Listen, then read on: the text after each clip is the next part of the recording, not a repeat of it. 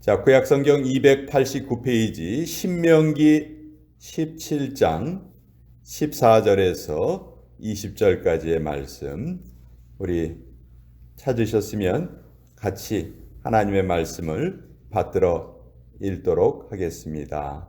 같이 읽습니다. 시작. 내가 내 하나님 여호와께서 내게 주시는 땅에 이르러 그 땅을 차지하고 거주할 때 만일 우리도 우리 주위의 모든 민족들 같이 우리 위에 왕을 세워야겠다는 생각이 나거든 반드시 내 하나님 여호와께서 택하신 자를 내 위에 왕으로 세울 것이며 내 위에 왕을 세우려면 내 형제 중에서 한 사람을 할 것이요 내 형제 아닌 타국인을 내 위에 세우지 말 것이며 그는 병마를 많이 두지 말 것이요 병마를 많이 얻으려고 그 백성을 애굽으로 돌아가게 하지 말 것이니 이는 여호와께서 너희에게 이르시기를 너희가 이후에는 그 길로 다시 돌아가지 말 것이라 하셨음이며 그에게 아내를 많이 두어 그의 마음이 미혹되게 하지 말 것이며 자기를 위하여 은금을 많이 쌓지 말 것이니라. 그가 왕위에 오르거든 이 율법서의 등사본을 레위 사람 제사장 앞에서 책에 기록하여 평생에 자기 옆에 두고 읽어 그의 하나님 여호와 경외하기를 배우며 이 율법의 모든 말과 이 규례를 지켜 행할 것이라. 그리하면 그의 마음이 그의 형제 위에 교만하지 아니하고 이 명령에서 떠나 좌로나 우로나 치우치지 아니하리니 이스라엘 중에서 그와 그의 자손이 왕위에 있는 날이 장구하리라. 하나님의 말씀입니다. 아멘. 자, 신명기 모세가 남긴 세 편의 설교죠. 우리말에도 누구에게 정말 어떤 부탁을 간절하게 할 때 신신당부한다 그런 말을 쓰죠. 그때 신자가 되풀이할 신자입니다. 그러니까 신명기도 하나님의 명령을 되풀이해서 모세가 지금 부탁하는 내용이에요. 광야 2세대들, 광야 1세대는 이제 다 죽었어요. 광야 생활 40년 동안 광야 1세대들은 다 죽고요. 이제 광야 2세대들이 가나안 땅에 들어가야 합니다. 그 광야 2세대들을 향해서 하나님의 명령을 다시 한번 잘 설명해주고 꼭 지켜라. 이렇게 신신당부하는 내용이 신명기다. 그래서 여러분은 신명기라는 말을 이제 딱 들으면 신신당부란 말이 이렇게 딱 떠오르시면 이해하기가 쉬우십니다.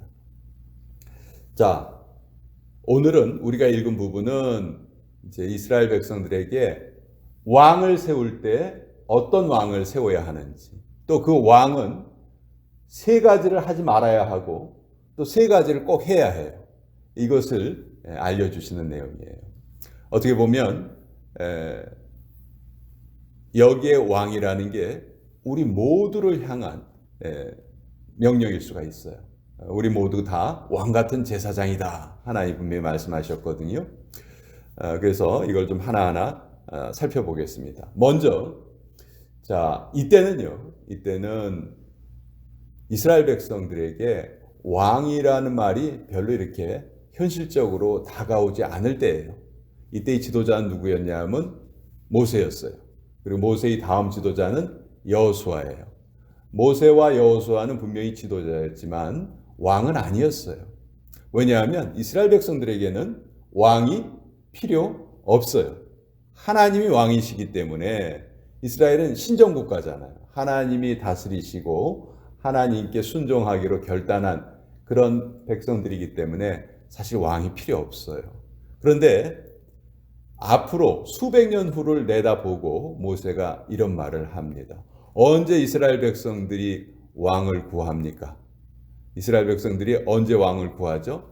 사사시대가 다 지나가고 나서 그때 우리에게도 다른 나라 보니까 전쟁할 때 멋있게 전쟁을 하는 것 같아요. 막 왕이 나서서 지휘를 하고 그러니까 우리에게도 왕을 주소서. 그때 그런 요구를 하게 되는데 모세가 지금 이 설교를 한 후에 기간을 따져보면 한 400~500년 후의 일입니다. 400~500년 후에 있을 일을 지금 모세가 미리 말씀을 하고 있는 거예요. 자, 말씀을 할 때 몇 가지 이제 조건을 하나님께서 알려주신데 왕을 세워야 되겠다고 생각을 하면 15절에 반드시 내 하나님 여호와께서 택하신 자를 내 위에 왕으로 세워라. 아무나 투표해서 뽑지 말아라 하는 것이지. 이 사람은 하나님이 세운 자다라고 모든 백성들이 동의하는 그 사람을 꼭 왕으로 세워라. 그리고 반드시 타국인이 아닌 내 형제 중에서 왕을 세워라. 자, 타국인은 안 된다. 이것은 차별이 아니고 구별입니다. 왜 내 형제 중에서 세워라고 했을까요? 이스라엘 백성들은 아까 말씀드린 것처럼 하나님을 섬기기로 결단한 백성들이죠. 반면에 타국인들은 하나님이 아닌 다른 신들을 섬기는 사람들이에요. 그렇기 때문에 하나님께서 이것은 차별을 하신 것이 아니고 구별하신 것이다. 우리는 구별된 존재로 살아가야 한다 하는 것을 다시 한번 또 알려주시죠. 그러면서 16절에 보면 아주 16절 17절이 중요한 말씀인데요. 첫 번째, 왕이 하지 말아야 할 일. 첫 번째, 병마를 많이 두지 말아라. 또 병마를 얻으려고 그 백성을 애굽으로 돌아가게 하지 말아라. 당시 애굽에 아주 좋은 말들이 많았어요. 그래서 여기에 병마를 많이 두지 말아라 하는 것은 어떤 것을 의미할까요? 여기에 병마는 뭘 의미할까요? 군사력이죠, 군사력. 그러니까 이 세상적인 힘을 얻으려고 애쓰지 말아라 하는 거예요.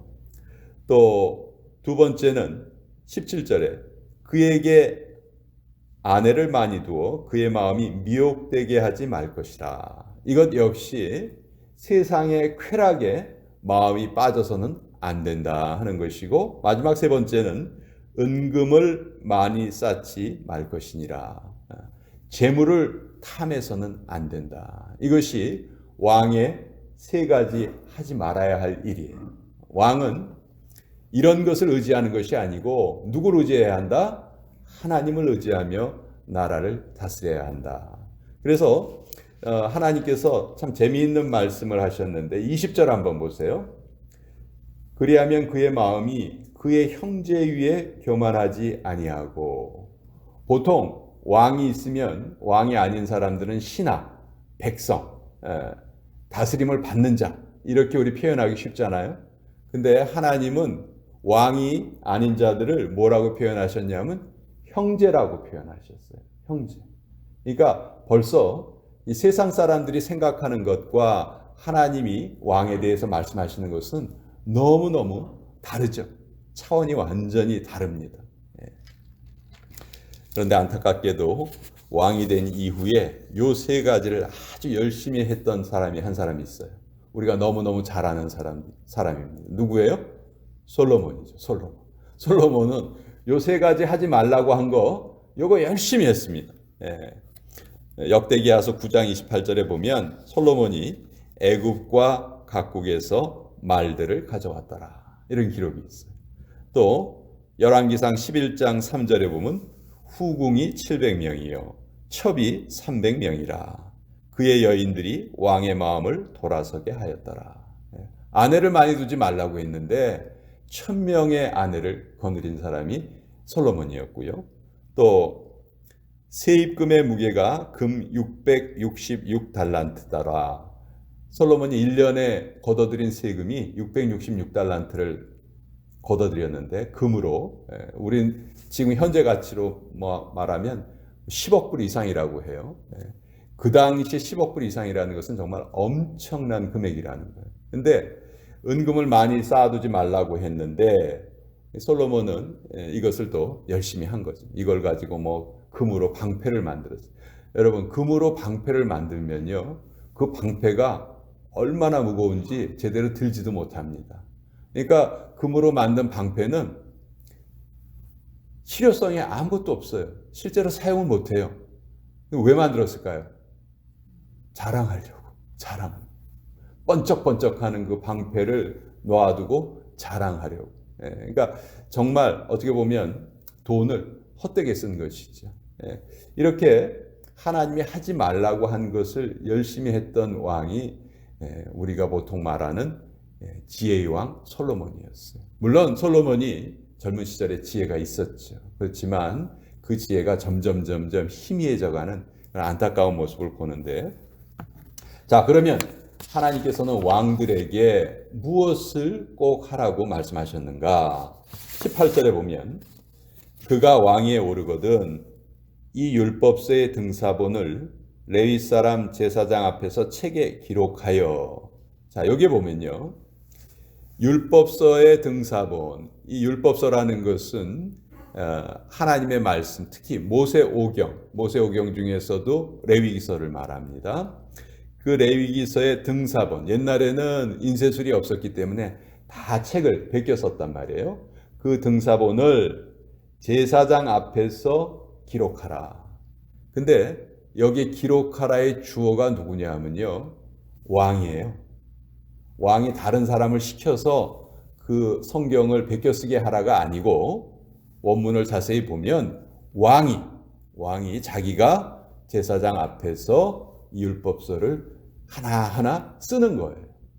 여러분, 우리 성경 필사해 보신 분들은 잘 아시겠지만 성경을 필사하면 그 말씀이 훨씬 더 나에게 깊이 다가오는 것을 느낄 수가 있죠. 그냥 읽는 거하고 내가 쓰는 거하고는 너무 달라요. 근데 하나님께서는 왕이 해야 될 첫 번째 의무가 뭐냐? 하나님의 말씀을 스스로 써가면서 그것을 마음속에 새겨라. 쓴 다음에 19절에 보면 평생에 자기 옆에 두고 읽어. 하루 이틀만 읽는 것이 아니고 평생, 왕위에 있는 동안 평생 하나님의 말씀을 읽어라. 그래서 하나님 여호와 경외하기를 배우며 이 율법의 모든 말과 이 규례를 지켜 행할 것이라. 이것이 왕이 반드시 해야 할 의무 중에 하나였던 것이지. 그러니까 결국 왕이 자기의 힘으로 나라를 다스리는 것이 아니고 하나님의 도구로 쓰임받기를 위해서 자기 자신을 드려야 된다, 이 말이에요. 20절, 그리하면 그의 마음이 그의 형제 위에 교만하지 아니하고 이 명령에서 떠나 좌로나 우로나 치우치지 아니하리니 이스라엘 중에서 그와 그의 자손이 왕위에 있는 날이 장구하리라. 이렇게 할 때 하나님께서 그의 왕위를 지켜주시고 또 그 나라도 지켜주실 것이다, 이렇게 약속하고 계시는 거예요. 자, 여기 19절에 보면 세 가지 동사가 나오는데요. 평생에 자기 옆에 두고 읽으라는 동사가 나오죠. 또 두 번째, 하나님 여호와 경외하기를 배우며, 읽어라, 배워라, 그리고 지켜 행하라. 이 세 가지 동사가 나와요. 우리가 하나님의 말씀을 배우는 이유가 바로 여기 있죠. 우리 역시 하나님의 말씀을 읽고 또 배우고 그것을 지켜 행하는 것. 이것이 우리 인생에서 우리가 가장 큰 복을 받는 그런 길이죠. 그래서 아까도 말씀드렸지만 이것은 오직 왕에게만 해당되는 말이다, 그런 게 아니에요. 오늘날은 왕이 없어요. 그렇죠? 오늘날은 뭐 왕정 국가가 있기는 하지만 그 왕이 옛날처럼 모든 백성들을 뭐 좌우하고 그런 나라가 그런 세상이 아니죠. 그러면 우리는 어떻게 이 말씀을 어떻게 적용할 것인가? 이 말씀이 중요한 이유는요. 첫 번째, 이 말씀이 이 이후에 이스라엘의 모든 왕들을 판단하는 기준이 됩니다. 하나님은 바로 이 말씀을 가지고 이스라엘의 이 이후에 수많은 왕들이 나타나죠. 한 45명 정도 되는 왕이 나타나는데 그 45명의 왕을 뭘로 판단하시느냐? 바로 요 지금 신명기서에 기록된 이 말씀을 기준으로 그는 선하였더라, 그는 악하였더라. 이렇게 판단하시는 거예요. 왕을 판단하는 모든 기준이 된다. 그 왕을 판단하는 모든 기준이 오늘 우리에게도 똑같이 적용이 됩니다. 아까 말씀드린 것처럼 우리는 왕 같은 제사장들이에요. 우리 한 사람 한 사람이 다 하나님 나라 왕국의 왕자고 공주들입니다. 우리는 왕자들이 그런 왕권을 지닌 사람들이에요. 그렇다면 우리도 하나님이 주신 우리에게 수없이 많은 달란트가 있는데 그걸 가지고 우리도 뭘 할 수가 있냐면 말을 많이 얻으려고 애쓸 수 있고요. 아내를 많이 얻으려고 애쓸 수 있고요. 돈을 많이 쌓아놓으려고 애를 쓸 수 있어요. 즉, 이 세상 것을 더 많이 가지려고 하나님 우리에게 주신 것을 낭비할 수가 있겠죠. 그러나 하나님은 그걸 원하시는 것이 아니고 그런 것들은 우리가 하나님의 백성으로서 살아가기에 필요한 모든 것은 하나님께서 다 공급해 주신다고 약속하셨죠. 그렇기 때문에 우리는 이제 그런 것에 신경 쓰는 것이 아니고 하나님 말씀을 읽고 또 배우고 행하고 그런 것에 우리의 마음을 쏟아야 한다. 그래서 우리가 이 하나님의 말씀을 읽어가면 읽어갈수록 지금 이 세상 사람들이 추구하는 가치와 우리 하나님께서 우리에게 원하시는 가치가 너무도 다르다는 것을 깨닫게 돼요.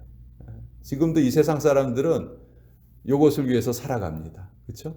돈을 많이 벌고 어떻게 하든지 자기의 쾌락을 더 많이 얻고 또 자기의 그 어떤 세력을 키우기 위해서 이것을 위해서 살아가지만 우리 하나님의 백성들은 이것을 위해서 살아가는 존재가 아니고 오히려 하나님의 말씀을 잘 배우고 지켜서 타인을 사랑하고 하나님 사랑하고 타인을 위해서 봉사하고 그런 가치를 위해서 살아가는 것이죠. 그러니까 세상 가치와 하나님 나라의 가치는 너무도 다르다.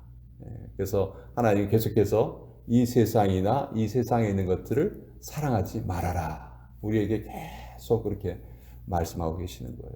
우리가 그 말씀을 통해서 계속 우리의 상태를 어떤 면에서 점검받고 또 고침받기 전에는요. 우리도 죄성이 있기 때문에 자꾸 그리로 흘러갑니다. 어쩔 수가 없어요. 근데 그렇게 흘러가는 것 그대로 놔두면 우리에게 남는 것은 하나님의 벌밖에 남는 것이 없다. 그리고 계속해서 끊임없이 우리 자신을 말씀으로 돌이키고 하나님이 기뻐하시는 것을 향해서 추구하는 삶을 살아야 한다. 이것이 오늘 이 신명기서를 통해서 또 우리가 함께 나눌 수 있는 귀한 은혜의 말씀이었습니다.